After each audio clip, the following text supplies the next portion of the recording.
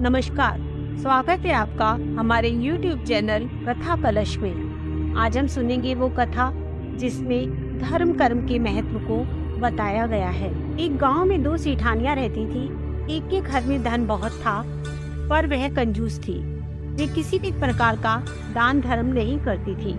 दूसरी के पास धन थोड़ा कम था, पर मन से बहुत दयालु थी और वह रोज सवेरे उठकर स्नान करती, तुलसी माता, बड़ और पीपल के पेड़ को जल देती थी। फिर भगवान के मंदिर में जाकर पूजा करती और धर्मराज और सूर्य नारायण व सभी देवताओं की कहानी सुनती। धर्मराज को भोग लगाकर ब्राह्मणों को भोजन देती और गाय और कुत्ते का ग्रास निकालती थी। परंतु जो दूसरी सेठानी थी, वह इस धर्मात्मा को देखकर हंसती थी और मन ही मन सोचती थी कि पता नहीं ये दिन भर क्या करती रहती है। यह सब धर्म कर्म करने से क्या ही लाभ होगा। कुछ समय बाद दोनों ही सेठानियों को भगवान का बुलावा आया। धर्मात्मा सेठानी को लेने यमराज ने विमान भेजा और दूसरी को लेने दूत भेजे, जो उसे रास्ते में मारते हुए ले जा रहे थे। तभी वह सेठानी बोली, मुझे भूख लग रही है। फिर बोली, मुझे प्यास लग रही है। ये सुनकर यमराज के दूत हंसने लगे और बोले, किसी प्यासे को कभी पानी पिलाया था और किसी भूखे को भोजन खिलाया होता तो मिलता ना। और फिर उस सेठानी को कांटे चुभाने लगे। इस पर रास्ता भी तपने लगा और दूत उसे घसीटते हुए ले गए।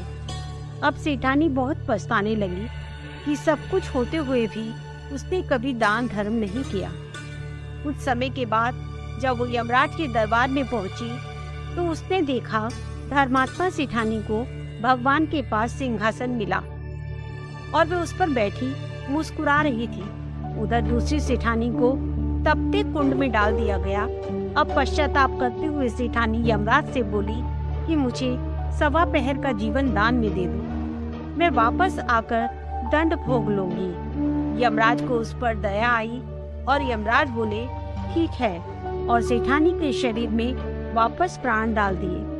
संसार में आते ही वह सेठानी ने पंडितों को बुलाकर धर्मराज की कथा सुनी, सब प्रकार का दान धर्म किया, भगवान का चिंतन किया। इतने में ही समय पूरा हो गया।